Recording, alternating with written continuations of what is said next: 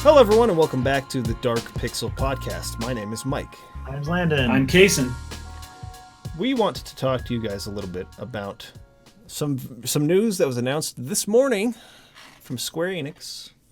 They have announced that they are building a new production studio called Luminous Productions, which will be headed up by Hajime Tabata. Brand new studio in Tokyo. Yeah. So, a lot of people have been blowing up my inbox in Discord, making sure that I knew about this and that we talked about it today on the podcast. There's not a whole lot necessarily that they've said about it. They have a logo and they have a website, and if you click on that website, what you'll find is is a bunch of words that come on the screen. Very oh, come on, go back to the top of the website here. Okay, so the words that pop up are imagine, scheme, obsess, create, iterate, start over, repeat, begin again. So I can't even get through that without laughing. Oh man. So it feels like they're trying to get into like a real creative place with this, right? Just like raw. It's like a bunch of business people are trying to really channel their creative energy and get their one-liner, their little slogans out there. Super creative. Well, I mean, they used the word repeat twice and then begin again, which is basically the same as repeat. It's just but they're repeating. And then they top it off with start over. It's like repeatception. It's a programming loop. They programmed it incorrectly and it hit an infinite loop, and then they just had to terminate it. Yeah. Okay, so let's take a look at why it is possibly they wanted to do this. We can take a look at their vision statement and their mission statement, which I think was listed over here. So, Luminous Productions was established for the purpose of, okay, here we go, developing new AAA titles and bringing innovative games and other entertainment content to global audiences. Yeah. That sounds like a pretty fancy way of saying making games. I know it's nebulous. It's so nebulous. It's You're gonna do what everyone does. We're gonna make games, okay? And hopefully people will then purchase those games. And then there was a second part of this where it said, oh wait, was it on that same website? Okay. It aims to utilize innovative technology and creativity to change the future of gaming and entertainment. A second incredibly nebulous statement. Change the future in what way? Change it, man. Hope and change. I was also reading something, this is not the same article, but saying that they wanted to be 10 years ahead of their time was another part of kind of their aim. Sure. I'm serious. These are like business people who just want to throw these buzzwords together to create slogans. And so we know that Hajime Tabata in the past, in an interview sometime last year, said something. He was answering questions about what's coming next after Final Fantasy 15. He said he was working or was going to work on something new, a new IP, right? Totally new game, and that he would be continuing to use the Luminous engine on that project. So it's fitting that they call the studio Luminous Productions. However, naming the studio that after the name of the engine that I am assuming they will not use forever. Eventually they will replace that engine, I would think. Unless they're going to have Luminous 2, kind of like Unreal does, right? Well, yeah, see, I have a theory about this because right now in the game world, if most people are doing Unreal Engine or Unity, right? Yeah. Almost everybody. Even Nintendo. Some people like Square Enix are still doing their own in-house engines. But that's really expensive to develop, right? But it pays off for like Epic Games because they license the engine to other companies because they've done a good job with their engine. It's really versatile. So maybe Square Enix they're looking to is do that. really trying to spearhead this and get an engine that other people want to use, and then that make that another revenue stream and make it a profitable effort to create an engine. Because if it's only for their in-house stuff, like if Epic only used Unreal Engine with like Unreal Tournament, do they even make Unreal Tournament games anymore? I don't know. Gears of War. I know Gears of War usually kind of pilots the next Unreal. You know, it wouldn't make them hardly any money. I don't even know how much the last Gears sold. I'm not I don't either.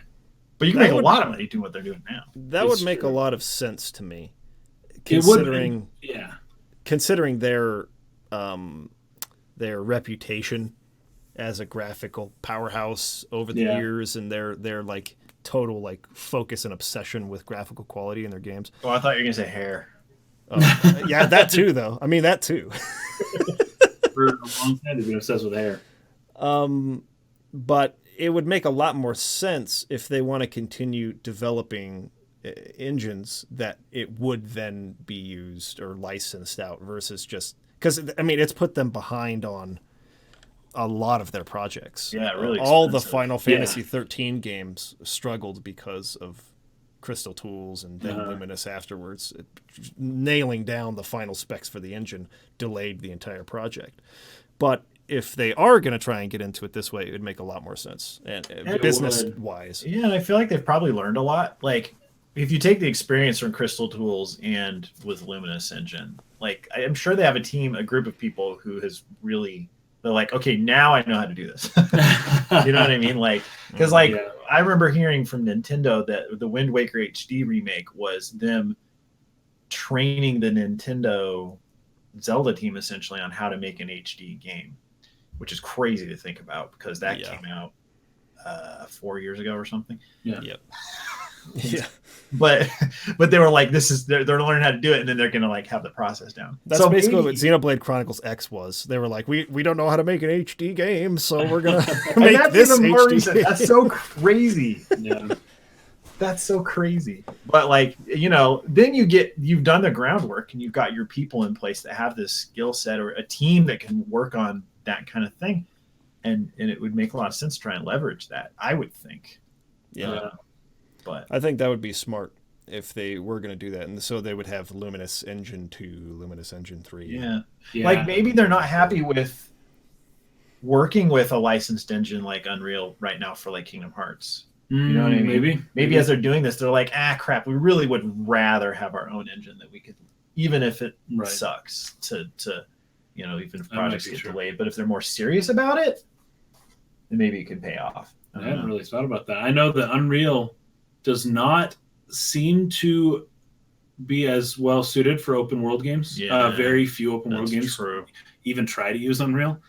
And Luminous is, of course, was made for open world, you know, for Final Fantasy 15. Totally. And so that could be maybe their selling point if they are looking to do this, is that Unreal actually has a market that is currently not being served, and that Square Enix could jump in and be like, here you go, because everyone's making open world games now. So like there's definitely something to that. The only issue is we're kind of ending the PlayStation 4 time period, and so it would likely be Luminous 2 for the PS5, and whatever Tabata's doing is probably not going to come out until the PS5 anyways, unless he can do it in the next year or two, which depends on how much he's challenging himself. They're still making Final Fantasy 15 content, so I would doubt it. That's true. Yeah, I doubt it too. So it's really interesting that that's kind of the Luminous 2, you know, there's a prospect for that, but it would have to be on the PS5. It wouldn't be current. And my understanding is Luminous doesn't work all that efficiently now anyways. So maybe they're going to clean it up and have something like that ready to go for the PS5. Hope so. Cool. But anyways, they want to utilize innovative technology and creativity. So they're looking to make... Of course they are. Anyways, they're looking to make like AAA games, right? And I kind of had this thought when I first heard about this, that a lot of companies have taken a lot of time and developed at least a couple IPs. Like Sega maybe has like one or two good IPs. Nintendo's got like 100. But, you know, most companies have a couple IPs that they can, you know, rely on, and they have relied on for like 30 years. Well, games are taking longer in development now. It's taken a lot longer. You used to have an IP, a name brand that people could go and buy every year or every other year or something like that. Now that Square Enix is taking like 10 years to make each game. Like there's going to be so many years where they don't have an IP name, brand name game that's going to be coming out.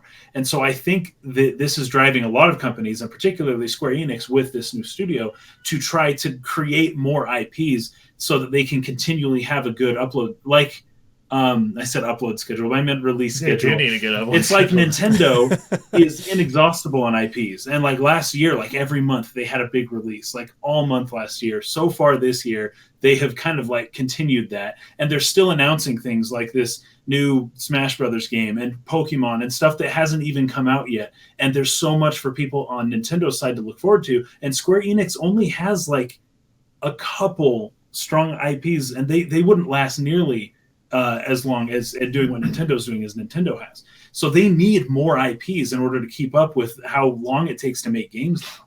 I mean, Nintendo has made one like Mario game, not counting Mario Kart, I suppose, for the Switch. Is that right? Odyssey. So Odyssey. It used to be that the Mario games were the Nintendo's games, but it's like Mario Odyssey. It may be a great game and all, but like it's in the midst of a ton of really good games that are made by Nintendo. It's not necessarily standing out all that much, so it's kind of crazy. The thing about Square Enix, though, is that they have almost an even more exhaustive number of IPs that they have just killed and left to die in the 90s. They have Xenogears. They have Parasite Eve. They have Mana games, Chrono games. Trigger. They have with Enix. They've got like Terranigma. And Hitman that they killed. Illusion of Gaia. Like they have just an exhaustive list of IPs that they could be developing for that they don't. It's true. They don't at all. And now they're trying to make new IPs, and it's like, geez, you guys. Well, and especially on the RPG end, it's like they're just kind of phasing out RPGs just in general. But those are where all their IPs were. So it's kind of weird. What I'm curious about is if this is just a reorganization or if this is an expansion. This being its own studio, does that mean they're hiring more people to fill in traditional Square Enix employment where these people are where they were a new branch? Or is this just like we're calling this group of people something different now and they're going to stick together? According to the website, it did say that they're taking members of the Final Fantasy 15 team over to this new production company. And I was reading just last week that Final Fantasy 7 has been hiring core members for their team for people to come and join. So Square Enix is hiring. It does seem as though they are expanding. But whether this particular production company is going to, be part of that expansion or not, I don't know. But they are expanding, it seems. I also remember a story several months ago that said something about how Square Enix is really looking to move towards, I mean, we've talked about it a bunch, but games as a service, but not necessarily with their single-player focused RPGs like Final Fantasy. They want to create games that they can do bigger online services for, which is kind of what they were testing the waters with the Comrades DLC on Final Fantasy 15.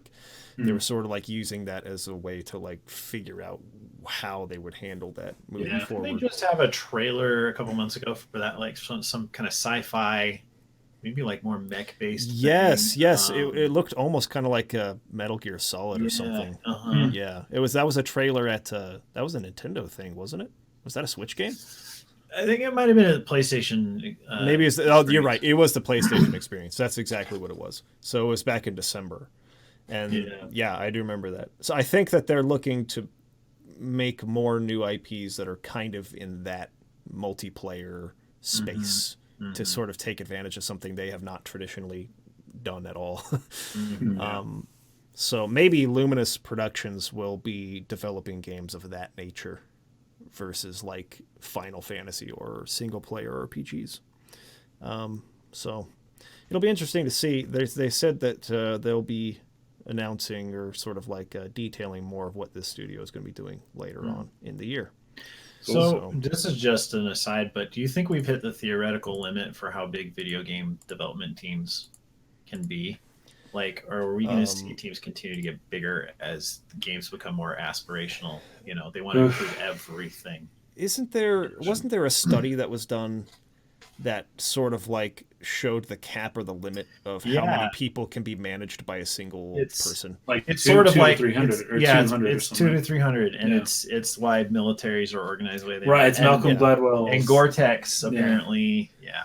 So I can't imagine that teams would get much larger than a 300 or 400. Like, at the same time, like, how many people does it take to design a new iPhone, or how many people does it take to because they're each working on different a new version of Windows? Like, I don't know. Like, if maybe there's a way to pull off huge teams, and still, it's like Ubisoft, they just have teams all around the world, and that's true. Yeah, maybe those teams can't get bigger, but the overall, they can slam more teams together on a single project. I don't know.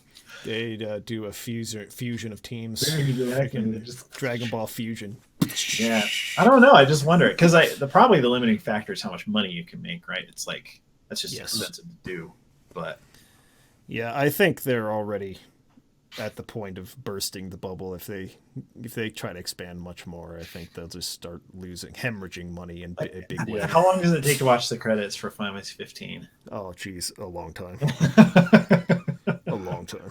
That's funny. So I don't know, man. It's hard to think about, because I think we've talked about this before too with Hollywood, the way they sort of doubled down. Like, their whole philosophy is outspend indie developers or indie filmmakers, I should say. Yeah, do stuff they could never do. It's like, well, the camera equipment, the ability to do visual effects, cost wise, has come down so far. All these indie filmmakers can make these freaking crazy movies. So it's like, well, we'll just differentiate ourselves by outspending them into oblivion. We'll just make a $300 million movie. And that seems to be kind of what AAA game developers are doing as well. But that just makes it so that they have to minimize risk if you're going to spend $100 million to make a video game. But if their unique selling proposition is that they're making the most expensive game, that's freaking risky after a while. You know what I mean? Hey, we're sick because dudes, we spend a lot of money. It's a disaster waiting to happen. Anyways, so yeah, Luminous Productions, it's a thing. We'll see what Hajime Tabata has up his sleeve. I keep bringing that up, but the Studio Zero or whatever they're called from Atlas. Oh yes, Project Re-Fantasy or whatever. Oh yeah, they are working on, but aren't working on because they're going to do a Catherine first, and then they'll get to it. Oh really? Apparently, that's unfortunate because that looked really cool. But I wonder though, because that was like they were taking shots at Square Enix. I feel like, don't you think? Like the stuff it sounded like it. It sounded like it was like we're gonna bring it back. Yeah, fix RPGs. And I do believe that Atlas can bring back the glory days better than Square Enix can at this point. Yeah. I think that in a lot of ways they are. Like a lot of the people who grew up on SquareSoft games are now big Atlas fans. Atlas. Yep, that's true for me. I mean, I was playing the Alliance Alive, which looks really cool. The demo on Sunday, and then I got the game, and I've been playing it a little bit, and like, yeah, that's exactly the kind of thing I want from a JRPG. And it's not developed by Atlas, but it's published by Atlas, and so it just seems to be the kind of thing that they are sort of trying to take ownership of now. It's like, remember this kind of game? Like, we'll give that to you now, since Square won't do it, or at least isn't doing it as well with their Tokyo RPG Factory and stuff like that. But still excited for Octopath. We'll see how that turns out. But yeah, me too. Okay. First topic. Viewer suggested topic for today comes from Oscar. He says, let's say Square Enix decides one day to make a Super Smash Bros.-like game featuring characters from the various video games it made throughout its history. Which characters, who are not from the Final Fantasy series, would you like to see included in the roster? By the way, because I love theorizing about these what-if questions, I made a hypothetical roster, which you can check out by clicking on this link. I will put that link in the description. I'm also going to put it up on the screen here so you guys can see it. It is a long list of many. There's a lot of there's a lot of Final Fantasy characters in it, but since he asked us to focus specifically on the others, the characters from not Final Fantasy, it's hard because let's do that. Like I haven't played much of the Saga series. Like I've played a little Romancing Saga 2, but I haven't played like Live a Live. I haven't played Front Mission. Parasite Eve is a good one, but it's not a game that I've beaten. I have played Vagrant Story and Chrono Cross and Chrono Trigger and Xenogears. The Bouncer I only just recently heard of. Anyway, so there's a lot of these characters I don't know, so it's hard to, speak for them. But from Chrono Trigger, he picks Chrono and Frog. Does that sound pretty good choices to you guys? I feel like if they were to really make a game like this, you pretty much have to have everyone from Chrono Trigger. Yeah. If you had to pick two, though, I mean, Chrono is an absolute it has to have Chrono's a given. Who's the supplementary character? I would almost feel like Magus. Magus. I'd be more interested in him, but to be honest, as far as character that would be fun to play as, I think Luca would be really fun. Luca could be more diverse for sure. Yeah, with like the technology, or maybe Robo in a similar way. Yeah, Robo. Yeah. So, anyways, that's one of the two that I'd pick. Although it's hard to leave off Frog because Frog's great, but I mean, I think he would handle two sword guys from the same he would handle so similarly to Chrono that, anyways. From Secret of Mana, Randy, which is I guess the canon name for the main character. I did not know that. Well, you always pick the names. Yeah, I mean, solid pick. Sure. From Seiken Densetsu 3, though, he's chosen Duran, and I would actually pick Kevin, the Beast Man from that game, whose story I like a little bit better. And I think it would be, again, a way to get a different kind of character than a sword-wielding character into it, right? Mm-hmm. Or perhaps, and I always forget her name. She's the Valkyrie, Valkyrie, blonde-haired, spear-wielding one. Yeah. I forget what her name is in Seiken Densetsu 3. Anyways. Yeah, I forget them too. One of those characters for me. I haven't played Live a Live or any of these Saga games from Mission. We did play Brave Fencer Musashi on a live stream. Oh yeah, Musashi was cool. That was a fun game. We'll go with Musashi. I think Aya from Parasite Eve is a good pick. Mm-hmm. So from Vagrant Story, definitely Ashley and Sydney. I mean, those two great choices from that game. I would say definitely pick those two. From Chrono Cross, Surge and Kid, yes, agree with those picks. From Xenogears, Faye and Graf. Graf, I think, is a good pick because getting some villains in here, because a lot of these are the heroes, right? Yeah, basically all of the ones that have been listed are kind of just the main character from that game. Yeah, almost. So Graf is a good pick, I think, for that reason. However, I'm forgetting names. Hold on one second. I'm terrible with names. I've said this in the past, but I mean it. I'm really political chancellor guy from the very beginning of the game. That's who should be from Vagrant Story. Oh, from Vagrant Story. Let's say which one? From which? Not Xenogears. Saitan from Xenogears is my favorite character in the game. I think he's just really cool. But he is also a sword wielding character, so actually maybe I just spoiled something. I think I'll have to cut that out. It's not until like the second half of the game he starts using a sword. I'm gonna have to cut that out. Bleep it, dude. Just put a freaking bleep over it. I'm gonna bleep that hard. Anyways, but that might be a reason not to choose Saitan since we have a bunch of others. But Graf is probably a good pick.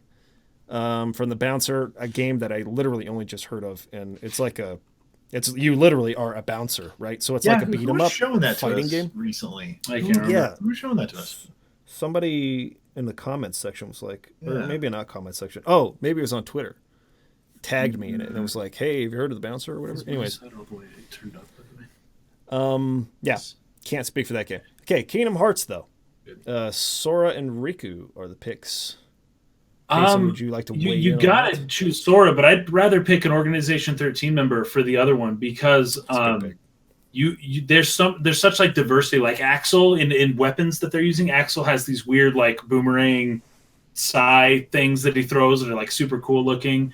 You've got some characters that use like a rifle. I don't think anyone's using a rifle in this whole list of characters here.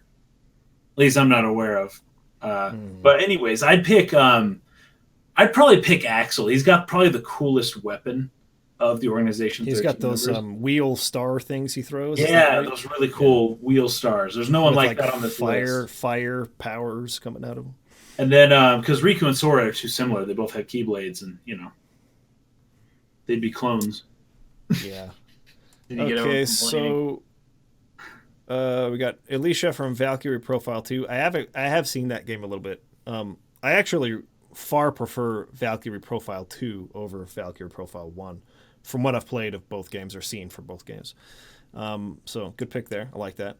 Okay, so Dragon Quest, right? You listed 8, 9, and 11 here, and basically just the main hero. Heroine, hero, yeah. What I would rather do is, well, that might be kind of hard, but what if you just made them skins and you had the hero character from every Dragon Quest as one character? Now, I don't know if that works because maybe they have different fighting styles, but as far as I know, most of them are just sword-wielding dudes, right? The same.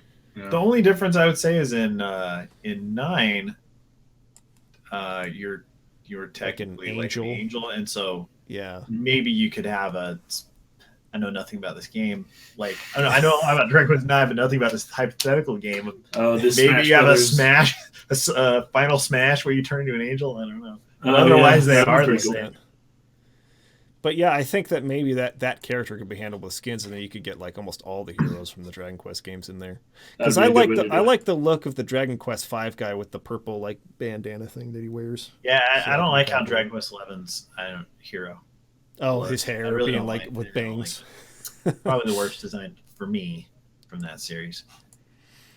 Okay, then The World Ends With You. Nico was good. That's a good pick for sure. Sure. Bravely Default with Agnes. I think that's also a great pick. Bravely Second. I don't know if I would choose a character from Bravely Second personally. You just skip it. Or from I Am Setsuna, because he puts Ender from Final Fan from I Am Setsuna. I don't know, like maybe, but you do have a lot of characters here. I mean, when you include the Final Fantasy characters, you're coming up to 61 total. Yeah, what's the roster of Smash like currently for the Wii U? Good question. I can't imagine it's over 50. Probably more like 40. It is a little too big. How large is Super Smash? Maybe it is high. Yeah, it is too big. Especially when you include all the skins, like all the different Fire Emblem characters they put in. You remember playing Street Fighter 2 back in the day? Yeah, there's like 8. And that was the first Smash for the 64. You had 8 characters, maybe and then you'd 12. Yeah, but it was a limited roster. Yeah. I'm at 35 right now. Hold on. In Smash 64, didn't you unlock Ness? Yeah, Ness, Luigi, Jigglypuff, and who else? And then Falcon, maybe? Ooh. Who was unlocked? 55. It's pretty close. It is. It's pretty close to the same size. 55 is too high. 55 is very high, and it may get even higher with the Switch, but no way. They got to cut some. They would, but people are going to be upset. Cut some Fire Emblem characters. Yeah, cut some of those guys. Yeah, I would think that a maximum size and when it comes to balancing, right? I mean, like you're trying to balance more than 50 characters. That's just crazy. But I think maybe like 40 as an upper limit.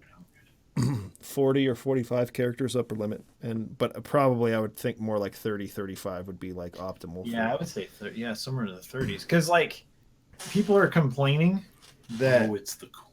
People are complaining that there's all these reskins in Smash, right? But it's like, there's so freaking many characters. How can you possibly have every character actually? I know. It's crazy. So, yeah. Let's see. Any other Square games that are not Final Fantasy that we haven't mentioned? Because we talked about Kingdom Hearts and the Chrono games and Xenogears and Parasite Eve and Front Mission. I can't really think of. We've talked about Bravely Default. I can't really think of any others off the top of my head that characters we should take characters from. So, anyways, good picks. Well, Project Octopath, bring the dancer girl in. Yeah, dude, totally. Okay, here's the next one from Yuns of Provo. If you had to create your dream team party of 5 from the entire Final Fantasy series, 1 close range attacker, 1 ranged attacker, 1 healer, 1 spellcaster, and 1 random extra character of your choice, who would you choose? Okay. Close range attacker for me would be Cloud.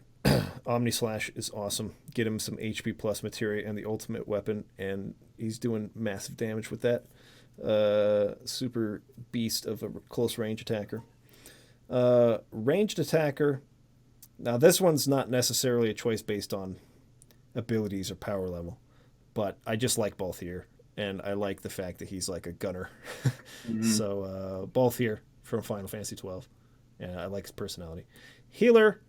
This one's a little tougher. I want to go with Rosa from Final Fantasy 4 though. I like that character a lot. Spellcaster Vivi, no hesitation there. Vivi's beast. And then 1 random extra, I would put Ramza Beol from Final Fantasy Tactics because he's also a beast. So that would be my team of 5, personally. Well, my team of 5 is quite different. It is so different, in fact. But I'm trying to think because of this whole close range attacker thing. So I'm going to ignore the first one.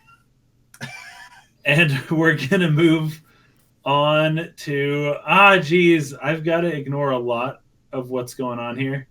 Of what his specifications are. Because I want Kina and Kate Sith. And I want the Bombardier guy, or the dude from Final Fantasy 4 with the beard. He throws bombs. Sid, And he's got the ship. Yeah, Sid. I totally forgot that name. And who's like the goofiest character in Final Fantasy 12? I guess it would be Larsa. Larsa's not. He's not really goofy. Maybe Vaughn, actually, it would totally be Vaughn. So we'll do Vaughn. We'll go straight Vaughn.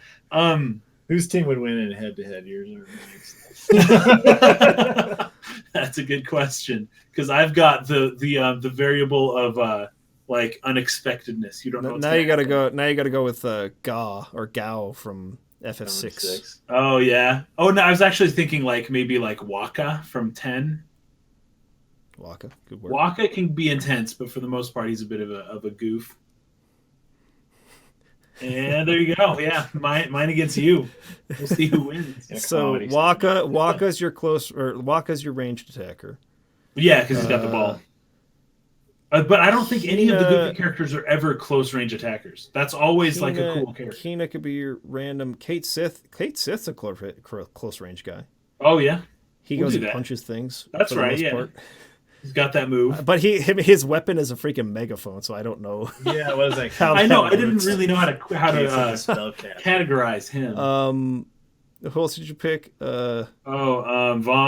No, Vaughn would be my close range. He's my close range guy. Vaughn could be your close range. Yeah, Kina goes up and just eats people. You don't get more close range than that. But like Kina's mostly a healer. Isn't Kina more of a magic? No, he's a blue mage. So he learns magic from monsters, basically. It could be. Well, I think you can place that into the random extra slot. We'll just do random. They're all kind of random. The only thing that we're kind of missing here is healer, but yeah, anyways. We'll just have Kina learn healing spells. That's the best I can do. But if I'm being like a little more serious, I don't know. I don't know. It's difficult because I'd probably pick a lot of people from essentially the same game. You know, Noctis might be like the most powerful close range attacker. He's got really crazy stuff going on that he can summon weapons, and if he has like the crystal, he can like defend cities and stuff. Noctis is a good pick. He's got like some real potential. Ranged, I would go with Balthier. However, I actually like Fran better in that game, and I would equip her with a bow and arrow, and she did super, super well. But I guess when it comes to 12, any character could be anything. Yeah. Healer, we could go. Fran is kind of like a cannon archer. So yeah. Healer, we could probably go Garnet from 9. Spellcaster has to be Vivi from 9, and the random extra, I would take Sephiroth and make him on my team. There you go. All of you. There you go. That's funny. Yeah, this is really tough because I haven't played all of Final Fantasy, so I really like Red 13. I guess he would have to be Red 13's fun. Obviously, everyone likes Vivi, but that means you can't freaking have I don't know, another character like Terra or something. So another spellcaster. Although Terra could be the extra, the random extra. You could do both. Terra would be a good choice. I also really like a lot of the characters from 9. So you don't just want to freaking load it with people from 9. But maybe my healer would be Aerith. Sure. Did you know she's supposed to be called Aerith? And I actually like. Now I'm spacing on his name. As annoying as he is, I actually like the freaking heck Final Fantasy 15 fake cloud with the guns. Prompto. Why can't I think of his name? Yeah. I actually like Prompto. Like, I thought he would be more annoying, and he's the one dude who has the weapon you probably should be using in that world. So. He's very practical. He's practical. Practical character, man. What number am I even up to? Is that 5? I don't know. I think you hit them all. I think you hit them all, dude. Prompto, and who did I skip? I threw somebody else in there. You threw. Did you pick? You had Terra and Vivi, and then you had Red 13 and Aerith. Red 13. Yeah. Yeah. Anyways, that probably wouldn't suffice for all the requirements, but I think that would be a fun team. I think it maybe works. Team is G. Nobody picked anyone from 8. I know. I kept thinking of 8, but I was like, no. Well, none of them are my favorites, but they're cool. 8 and 7 are kind of the same, to where it's like the ability. Oh, and even what were we saying? What was the other game we were saying? Where they could be like basically 12. anything. Oh, 12. 12, yeah. Where like all the characters can be anything because it's just about like the GFs that you equip, right? And in 7, it's a materia. However, at least in 7, it's pretty clear that like Barrett is a ranged attacker. And he has a built-in gun to his body. Yeah. It's a little different. But I guess that's true of Squall as well, right? Like Squall, because he's got a gun and a sword. But he fills 2 requirements, dude. He does. Just I have a team of 4, and Squall will be my ranged and my. And he could also be your random extra character. He could cover 3. Yeah, you could have a team of only 3 people. He can heal. He can spellcast. I'll have Squall. Correct. Squall will be my Final Fantasy team. When Squall against my people, you get jacked. He's your team for the entire FF series. Anyways, thanks for the question, Yonza Provo. Yes. Too bad we missed you at our meetup that we did on the weekend. Yeah. Hope everything's good with you and your family. Hopefully next time we do one, we can see you there. Oh, and by the way, for anybody who didn't know that we did a local meetup on Saturday, we did, and it was fun. We did it. And we live streamed it, and you can find it on our archive channel. Go to Dark Pixel Gaming Archive. And we have our stream up there. We played games. We had fun. Okay. Next question comes from Square Hard. This is a long one. Get ready for it. You wake up one day to find yourself a top-level game director at Square Enix. Okay, I want to prelude this with something real quick. So I don't want to put anyone down. You guys ask really awesome questions. You guys... you ask thoughtful questions. You put a lot of thought and effort into trying to make them interesting and mix them up. You guys do awesome questions. There are some people I've seen in the comments who are getting tired of us always talking about Square Enix and Final Fantasy. So, moving forward, It would be awesome if we could get some questions that direct a little bit away from Final Fantasy, so we're not talking about Final Fantasy every single topic every week. However, that being said, this is still a good question. We will answer it. It's still a good question. It's a very good question. Very question. It's a very thoughtful question. I love the question. I just want to make sure I throw that in there for people who are getting fatigued with us always talking about Final Fantasy. Right. Okay. You wake up one day to find yourself a top-level game director at Square Enix. The year is 2022. The last installment of Final Fantasy VII Remake has just been released, and no other AAA Final Fantasy game has been revealed to you or the public. The executives at Square call you into a meeting for the purpose of assigning you your next big project. Naturally, you think this is Final Fantasy XVI. However, in an unexpected twist, you are told that the team you will be leading is actually assigned a project called Final Fantasy I. Wait, you ask, do you mean a remake of the original Final Fantasy or a reboot of the franchise? The higher-ups just shrug and just say, your game, your choice. What do you do? Do you make a reboot, a remake, or something else? Does it have a turn-based system like the originals, or an action-based system like 15 and 7 Remake? Is it more medieval fantasy or science fiction? What themes will the game explore and why? You try to coax some kind of direction from the higher-ups, but they give you nothing but encouraging smiles. You are introduced to your team of 50 to 200 young programmers and artists, all of whom have grown up playing Final Fantasy. The executives give you one last pat on the shoulder, and you hear the traditional prelude music begin to play as they leave you with your team and the quest to create Final Fantasy I. What do you do? Okay. Fire everybody. And say, I have my own people. That's what I'm bringing on my own team. Robert Rodriguez. Yes, he does that. Shows up and fires everybody. He fires everyone but like 10 people. Yeah. And he's like, all right. This is a good question. However, I gotta say, 2022 is a bit early for the last Final Fantasy VII installment. That probably won't come out till later, and I'm being optimistic here. That won't come out until Kim Jong-un 2025 does not have nukes anymore. Yes, that's when it'll happen. And yep, there's a direct correlation.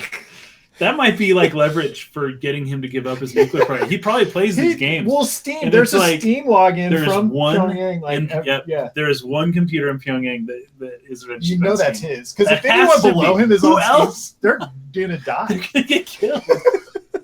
Especially if there's That's two, cool. and they end up PvPing each other, and somebody else beats Kim Jong. He's gonna kill that guy. So that's just how he is. Anyways, That's how it is. All right. Sorry to all our North Korean people in North Korea listening to this podcast. Just kidding. There aren't any. Okay. What do you think? Okay. you're going somewhere with that. No, I was just saying. I just wanted to Okay. preface it. I don't think I could be assigned to make a game called Final Fantasy I and not try to expand upon what they did with the original Final Fantasy game. I think even Hajime Tabata said if he were to do a remake of any game, he would want to do Final Fantasy I. Yeah. I think that would be like a prolific opportunity, right?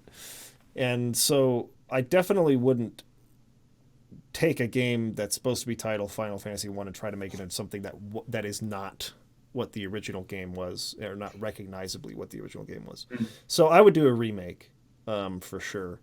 And I think that story is, for what it was, being made in 1987 on the NES, a pretty interesting story idea that has a lot of room to be expanded and made into something really, really cool. So I would do a remake, and I would definitely not make it into an action game for the same reasons. You can't.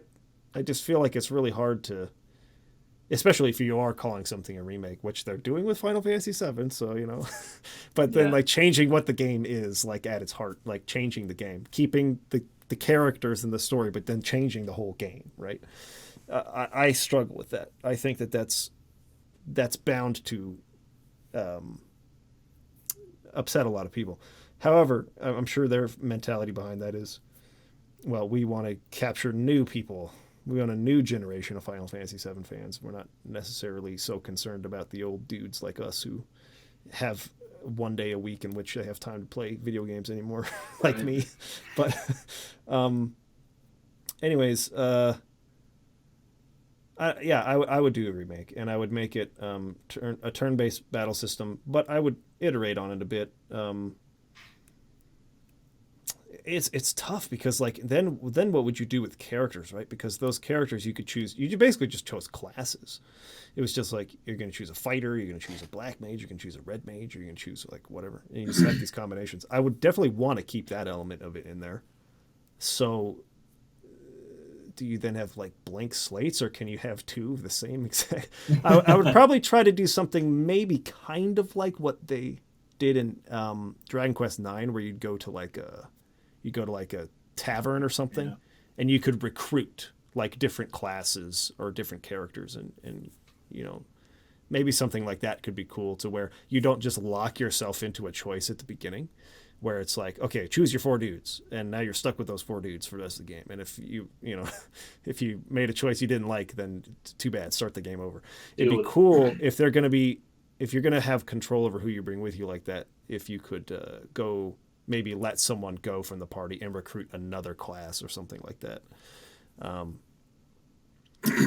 That would mean though that voice acting would be tough. I guess you'd have to have a limit on the number of heroes that could be recruited from the taverns. But I guess you could also figure out maybe a different way to do class changing. You know, that's true. You maybe put a job system into it. Yeah, that would fit. That's probably a better idea. Yeah. Actually, I think I like that way better. Just put a class or a job system, which is what Final Fantasy became pretty famous for later on, and just like insert that into Final Fantasy 1 so that the characters can... So now you have established heroes and everything like that, like a designed character, but they can change classes. That's a good idea. I like that. That's what I would do.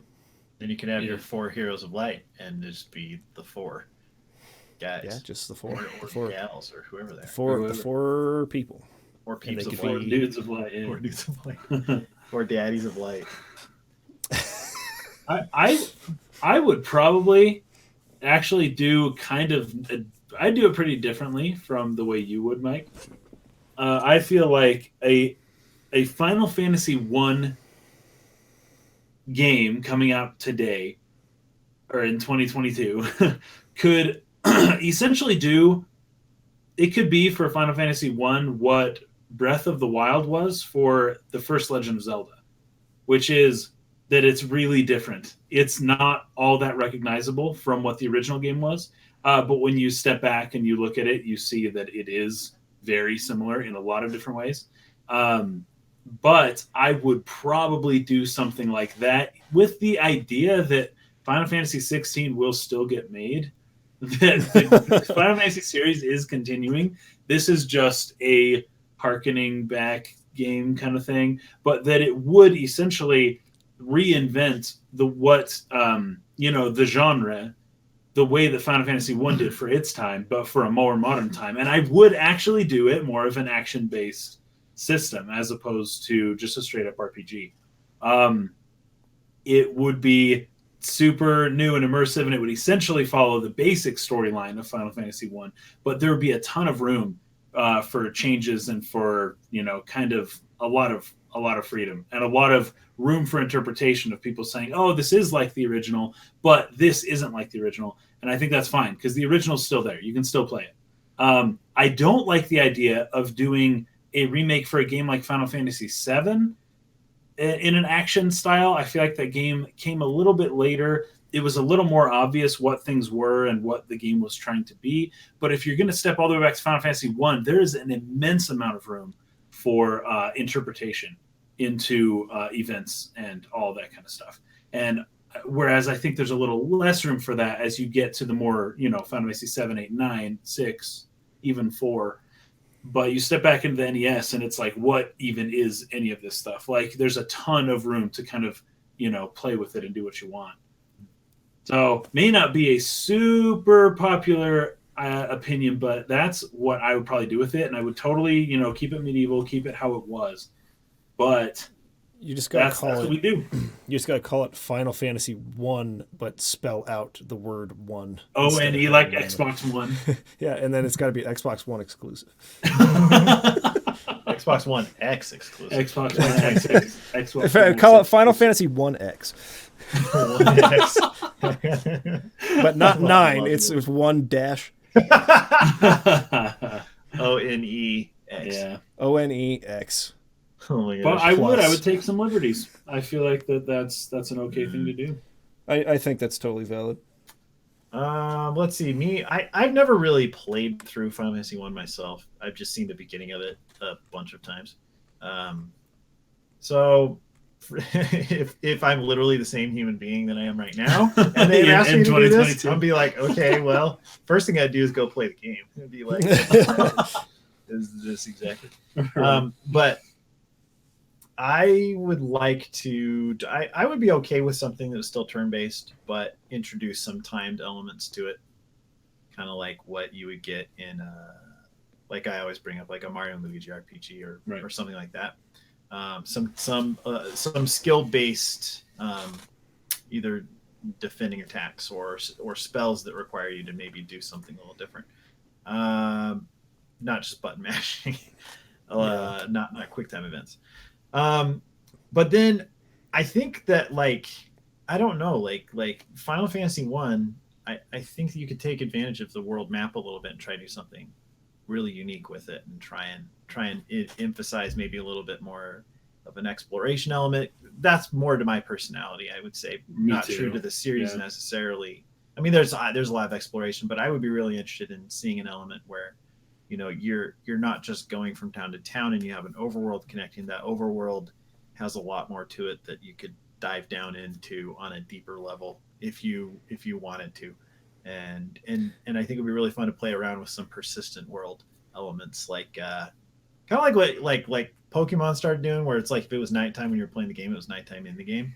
Oh yeah, stuff like that's always really fun.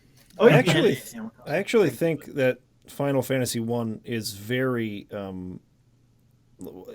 that idea would work very well in the game, even as it exists right now, because like after you complete basically like the opening scenario, it's kind of just like, and the heroes set out on their journey, like what will happen, and you sort of just have to go figure out what to do. You don't have a lot of direction, and unless you had the manual with you and stuff, like you wouldn't even know what the place names of the towns on the map are, right? It's just dots. Yeah. And unless you had the little manual where you could read that, you wouldn't know. So in that sense, it would be very similar to Breath of the Wild or like an open world type game where you don't know where to go. You can go anywhere and figure it out. I think that FF1 of all the early FFs would work really well as like an open world exploration focused kind of game. Yeah, for sure. Like, it would be fun if there's a system where you could cruise around at a zoomed out kind of scale, like a traditional or overworld map would be, or you could almost like move up a slider and like get closer and closer, and then like get real close, and then like screw around and like at 1-to-1 scale, but then like come back out of it, and that'd then be like sweet. So that would actually be kind of the cool, whole way at a 1-to-1 scale, and then. So it's like, certain things are only available at a close scale. Dude, no, that would be sick. Because if you explored the world map from the bird's eye view, high, like traditional world map, you would have random encounters. Yeah, because you can't see where the enemies are, essentially. But if you zoom in and you're running around on the 1-to-1 scale map, you can see the enemies around and choose to avoid them or whatever. See, and then you can have it both ways. Exactly. That's actually really cool. Dude, that's genius. That's really smart. I love that. That's a very cool idea. We should make a game. It just depends on if the PS5 can support that tech. If Luminous Engine 2 Luminous 2, yeah. One thing I would add about battle system, though, I've been playing Trails of Cold Steel a little bit with the patrons this week, and I actually really like the way that the battle system's handled in that game in particular. I mean, of course, I don't know everything about it yet. I'm still kind of like getting introduced to it. But I actually kind of felt the same way, because remember we went to E3 2 years ago, and I was playing Cold Steel 2. Yeah, I remember that. Over at the booth. What was it, Exceed or was it? It was Exceed. Was it Exceed? that was bringing that over. Okay, so at the nice Xseed booth, and I remember thinking like, wow, there's lots of layers to this battle system. This is really cool, and I'm kind of rediscovering it with the first game, and I really like the way the battle system works, and especially like the field of view, right? So it's kind of like a circular field, and you have like a certain movement radius, right?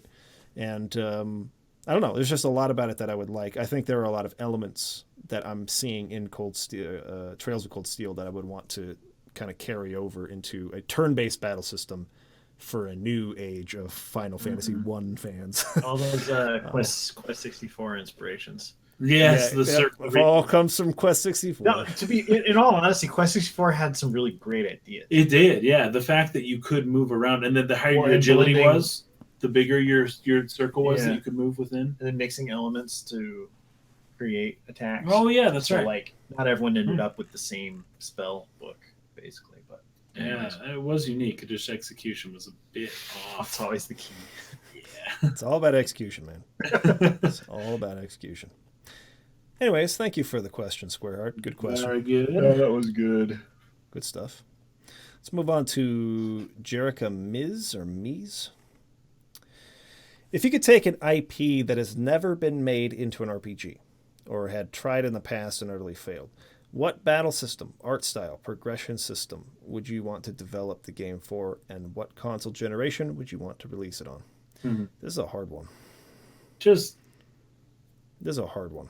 Super Nintendo or possibly PlayStation 1 in terms of like what generation. That's just where I would absolutely go.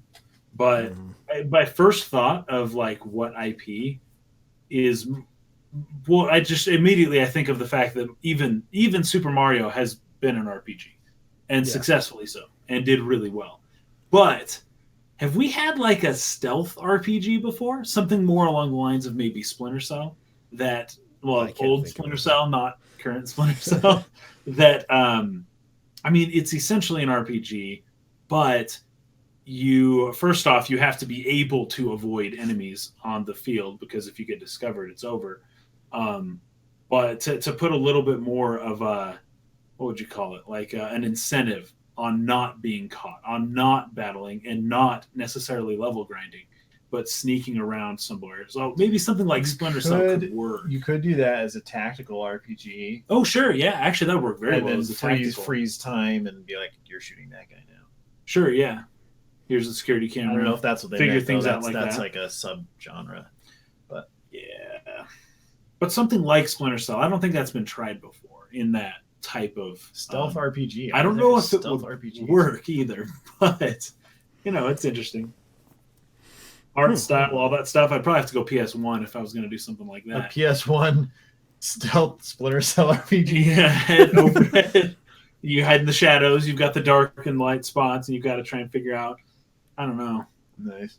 Along those lines, I think that Metal Gear kind of lends itself to working with the quirkiness of JRPGs. Sure, actually, story-wise. Like, I think in a similar way, that could probably... Metal Gear was my first thought, but I just prefer Splinter Cell to Metal Gear. So I grew up, not grew up, but, got into high school or whatever when the Lord of the Rings movies were coming out, became completely obsessed with the Lord of the Rings. And in the year wait between the Fellowship of the Ring and the Two Towers, I remember just like dying for a cool Lord of the Rings video game. Oh, and, I remember that Lord of the Rings video game on the Super Nintendo that we downloaded. There's like an SNES that we emulated. Did you guys not play that? I know, I do remember that. It was the weirdest thing in the world. That game was so bad. It reminded me of the Bible, the SNES Bible game. It was awful, and it pissed me off because I wanted a Super Nintendo RPG Lord of the Rings game. That's what I really wanted. Right. But the game sucked so bad. Like, I couldn't even get out of the first couple screens of, like, Hobbiton because the freaking ring wraiths were so fast on their horses. Just, like, so hard to just, like, avoid them. That's right. I remember that, actually. I remember that. Holy cow. I remember being so pissed because, like, in the little title sequence at the beginning of the game, they show demos of, like, different parts of the game. They show Gandalf facing off against the Balrog, which I wanted a turn-based, like Final Fantasy-esque battle against the Balrog. That's kind of what I was looking for at the time. Cool. But like, anyways, I would never have had any chance of getting to that part of the game because I couldn't even get past the first like 2 screens of the game without dying over and over again. Anyways, so then they had the EA action games that were sort of just like based on the movies, and they had a lot of like clips from the movies, and they're very combo centric melee style kind of fighting. It was okay for what it was. I don't know, just didn't. It was all focused on combat, and it was not really focused on the richness of the world of Middle-earth. Exactly. It was kind of like a Gauntlet Legends, but pretty much. And you're just button mashing the whole time. Yeah, and for me, it was like, you know, these movies, they're limited. I mean, even as long as they're like 3-hour-long movies, but they're still limited by time and how much of that richness of the world you can really learn about. And I was like, a video game would be so perfect for that. Like, you could do side quests, and you could like explore the world and like learn about all this stuff that you see in the appendices and in other works. And I was like, a video game. I wanted a really good role-playing game, Lord of the Rings. And I know that they did have one that I sort of played with a little bit. What was that freaking game called? Well, there was Lord of the Rings Online. Then there was the sort of. I've messed around. They changed the name though. I've messed around with online. It was all right. Yeah, War in the North. There was one that was just called the Lord of the Rings, I think, and it was. Well, there's Lord of the Rings Online. Yeah, this one in 2002, because they have like Battle for Middle Earth, which is like a strategy that's game. The strategy one. Yeah. They have War of the Ring, War of the North, which are kind of more actiony. The newer ones, which are Middle Earth, Shadows of Mordor. I actually liked that, but it's. Well, once again, you can't explore and do much. Yeah, it's still pretty limited. It's combat this game, The Lord of the Rings, The Fellowship of the Ring, has a 2.1 out of 10 on GameStop or GameSpot. Nice. Created by Surreal Software. The whole experience. Anyways, I think this was kind of meant to be kind of a role-playing game, which it wasn't good. Again, we just haven't had a really good role-playing Lord of the Rings game. Yeah. And I've always wanted one. So I actually think that if I were to pick like an art style and progression, I mean, art style would be, I guess, more realism, maybe something like Elder Scrolls like, I guess, in terms of art style. I think that would fit. Either like maybe like Oblivion or something like that. Yeah. Progression system, I would also want something pretty similar to the Elder Scrolls, because I've always really liked the idea of you use this skill, you improve that skill. And if you don't use this skill, then you don't improve that skill. So I would think an Elder Scrolls-like game within Middle-earth. However, it's got to have a better combat system than the Elder Scrolls games have. It's got to. Yeah. It's got to be better than that. So an RPG would work so well with Lord of the Rings, because at almost every point throughout Lord of the Rings, even into the history and from The Hobbit and Lord of the Rings, the books themselves, it's like it's party focused. It is multiple characters in a party working together in the different capacities. And you've got your archer, you've got your melee, you've got your magic, you've got the thieves or whatever. You've got everything, and even that carries back all the way through the history of all of the lore. Yeah. So you bring up a really good point. Really well for an RPG, a turn-based RPG. I think you bring up a really good point with that, because you could totally, because like I said, I wanted an SNES turn-based role-playing game for it at the time. I think that an Elder Scrolls-like game would work, but it totally de-emphasizes what you're saying about party. Right. And so it's all solo. Something that feels more like FF6. Yeah. Suikoden. Suikoden is a good example. Suikoden. Because it has many, many party members. You have up to 6, I think, in that one. But if you could have 9 party members, bring them all in. Or 13 battle system. 14 if you're doing The Hobbit. Gotta have all of them. That's 15 true, actually. Sometimes. Yeah, I think I think either one of those would really work for me. But I think as of right now, since the Elder Scrolls is already fulfilling that kind of need for a fantasy role-playing game in that style, it'd be really cool to see Lord of the Rings done in like a Suikoden JRPG kind of style. Yeah. So maybe I'd stick with that personally. Interesting. There were a couple that were bouncing around in my head, but I had a lot of jokes. But in all seriousness, there are two Nintendo franchises I think will be really fun as RPGs. One of them is Donkey Kong. I think that I don't know. I think you can make a really fun Donkey Kong RPG. I honestly actually feel like there is one because I feel like it would work so well. Just in my head, I'm like, that there has to be right? Somewhere. There's a Donkey Kong RPG of some sort. Oh, that's fine. I don't think so, man. Like on the Game Boy Advance or something. I don't know. Maybe on the handheld. I don't know. I don't think so.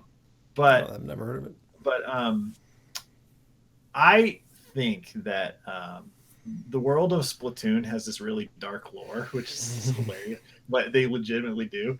And I think a Splatoon RPG that explores like the freaking jacked up underworld and past and history of the world, because it's still our own world, like would be really interesting to me anyways, because I want to see more of that fleshed out. You want to see how humanity ends. I want to see why the humans died.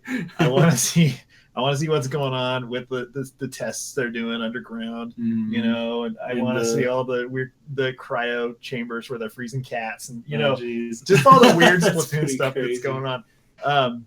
Just because I think you could come up with a really cool story out of all of that. I think that would be really fun. So legitimately, I actually think that either of those would make really fun RPGs, at least for me. And they would come out on the Switch too. So the Switch too, because gotta be realistic here, dude. They have like basically a Donkey Kong sprite in Super Mario RPG. You're right. So like the look, it's very similar. The look of that game as just a Donkey Kong RPG, Donkey Kong Country RPG, would be fetching perfect. Because they did the pre-rendered thing, right? Yeah. And that's just Donkey Kong. That's what Donkey Kong it totally fits. With that. That'd be sweet. Maybe I'm thinking of like an RPG Maker game we were making or something. Maybe. I don't know. I swear it exists. Maybe that's what I'm thinking of, those Mario RPG. Yeah. Anyways. All right. Thank you for the question, Jericho. Gracias. Last one from the day, from Anders Bodmai. Okay. A review is basically the reviewer's opinion, or own opinion, on a product. What do you, Mike, when you review a game like Final Fantasy 13, or what you do, Mike, when you review a game like Final Fantasy 13, is listen to the opinion of fans of the game, as you don't particularly like the game. How important do you think it is for a reviewer to listen to the voice of fans when reviewing a popular game?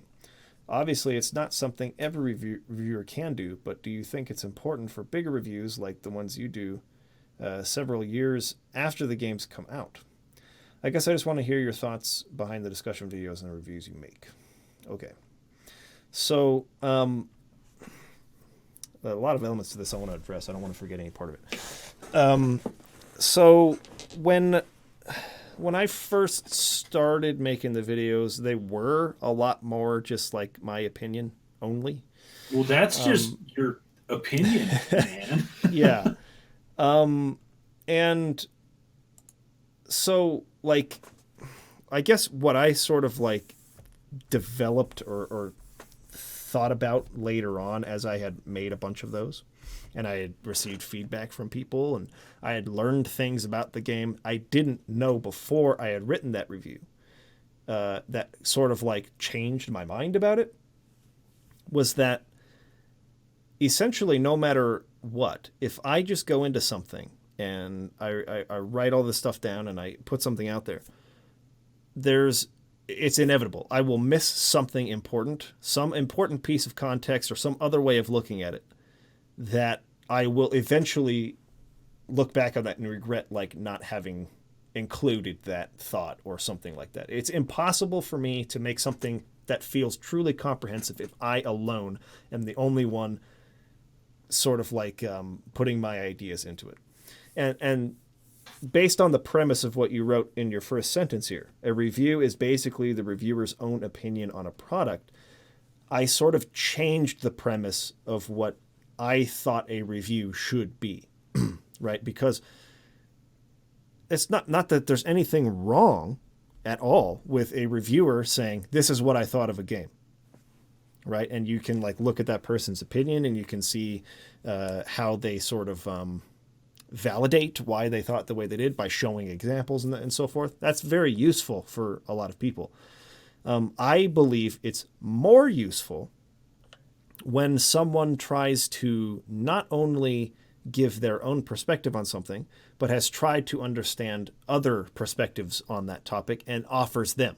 Because in my opinion, a review should be a service to the person watching and not just a platform for a person to just elevate their own opinion. That's just my personal philosophy on it. I'm not saying it's wrong. I think it's not as useful a service to the person watching as someone who says, listen, there are probably 3 or 4 different ways of looking at this, right? If you think about it this way, then you'll probably come to this conclusion. If you think about it this way, you'll probably come to this conclusion. Or if you're this kind of player, or if you're into this kind of game, or if you've liked this in the past, then you will or will not like this aspect. And what that does is it allows the person watching to go, oh yeah, like I liked that from that game, or yeah, like I'm usually this mindset when I play games. So since I am this way and the reviewer is different from me, I can disregard the criticism that was just laid out of it.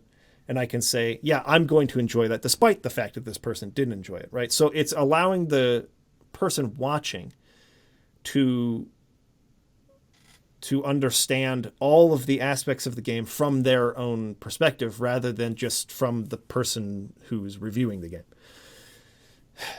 The other reason why I think it's really helpful and useful to incorporate multiple perspectives is because there's a lot of vitriol.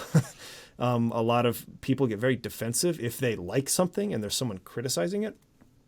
And what I've found, this is actually really profound for me. So my original review of Final Fantasy VIII was very harsh, very critical. And it was, at the time, my most disliked of all those Final Fantasy reviews I've done. Then I decided to remake it, I guess. And I did not change. I did not change a single criticism. All of my thoughts were exactly the same. My opinions were voiced in exactly the same way, except that I also offered an alternate idea from discussions that I had had with people. So it's like, well, you could see it this way, or, you know, maybe if you're this kind of player, you'll think about it this way. Simply by doing that became the most liked of all of my Final Fantasy reviews. And I didn't change my opinion. I didn't soften my opinion. I still offered the exact same criticisms as before, but I allowed the person watching to decide what they think rather than trying to persuade them of what I think, rather than trying to lay out to them what they should think. You know, that's what a lot of people I think who get angry at reviewers feel like. They feel like the reviewer is telling them this is how it is and this is how you should think about it. Even if it's just, you know, subconsciously they feel like they're being told that. And my sort of like philosophy behind making these videos now is to eliminate that feeling in the audience. And so you'll find even in reviews where, let's say Final Fantasy 13, which I gave a pretty low score as a 2.5 out of 5, right? People still loved it, even if they were big fans of the game. And I'm not a big fan of the game. They still loved that video because the video was made from the premise of being a service to the person watching and not as a platform to just persuade everyone to my opinion or elevate what I think and put it on this pedestal and or be argumentative or combative about what I think. So that's kind of the reason why I do those discussion videos, is because I think it's very helpful and very useful to the audience that I include as many different ways of looking at something as possible and let you choose what to think at the end of it. And then just to address one last thing, is listening to the opinion of fans of the game important. I actually don't look at it quite that way personally. I mean, I know our channel has fans, but I don't look at you guys as fans so much as just peers, like fellow lovers of RPGs who know a lot of stuff that I don't know. And so those discussion videos are not me listening to fans so much as listening to very knowledgeable people who can give me valuable insight into something that I would not be able to find myself, just working on my own. I see you guys as equals. You guys, and a lot of you are superior in knowledge to me about RPGs. You've played a lot more. You've played these games a lot more than I have. You know a lot more about them than I do. And if I'm going to make a comprehensive video, I find that that knowledge very valuable in constructing those scripts and writing them and thinking about the games. So that's why I do that personally. I think that was a comprehensive answer to the question. I don't think there's anything I missed here. Whether or not it comes here towards the bottom, you're talking about if it's important to do that for reviewing a game it's several years old or something like that, right? This is several years after it's come out. I actually think, I mean, you only really can do that. You only really can ask the audience what they think about a game that's already been out for a while. I can't, if I'm going to review, let's say, a game that's not out yet, I can't appeal to the audience, be like, let's discuss Breath of the Wild like we had the week before it came out, right? Be like, what do you guys think about this or that? So you can't really do that, but I still think even if you can't actually appeal to other people and ask their opinions, that you can still step outside of your own perspective and be like, well, from discussions I've had with people in the past about Zelda games or just about games in general, I've discovered the kinds of things I like and don't like. I've discovered, obviously, that story is very important to me, right? I would say, let's say Landon, it's not nearly as important to Landon, who has other tastes that are, he looks for different things in games than me. I am able to say this game would appeal to Landon more than me based on the conversations about games that we've had in the past, right? So I can still use my knowledge of, kind of the other paradigms people fall into to inform people about will you or will you not like this aspect of something. And I think that's super important, and that it would lessen the amount of, I don't know, anger people have when they go to a review and they get all upset with the reviewer for just saying their opinion, if the opinion was offered alongside other perspectives and the person was allowed to just kind of sort of decide what they want. And if we could just do away with scores, that would also help, because that's all anyone wants to focus on is a freaking score. They go straight to the end and then be like, that's not what it deserves. And then they don't listen to anything the guy said. Mm-hmm. And then you don't understand the context. So there's a lot of people on YouTube that just read the title and they don't even do that. And they just jump in. Oh, on our video, it's hilarious. So many people just come and comment. Probably on this video right now, there are a lot of people that didn't get this far. They already commented. Drive by comment. There was somebody who commented on a podcast. I don't know if it was last week or the week before. They said something like, it was because the title of the podcast was what makes an RPG or something like that. What qualifies an RPG? And so some guy came in and was like, really? You needed an hour and a half to say numbers and stats or something like that? It's like, well, yeah, we didn't talk about this one topic for an hour and a half, bro. We didn't talk about one thing. You would know if you watched the freaking video. Watched it, yeah. Instead of RTFA, it's WTFV. Watch the freaking video. Instead of read the freaking article. Yeah. Effing video. Anyways, yeah, that's kind of where I'm at. But even still, I haven't really said anything about this publicly yet, but I'm still thinking about ways to change how I cover games moving forward, because people just get too riled up about scores. They get too riled up about little things. And there's I'm trying to get away from the critical analysis side of things and more into the, here's something you probably didn't know, or this is interesting, or here's pointing at something you might have missed. People tend to respond to that a little better. So So. Anyways, that's our podcast for today. It's over. Thank you so much for dropping by and staying here for an hour and a half to listen to us, if you did. If you're listening to this audio only, you can find us on YouTube at Dark Pixel Gaming.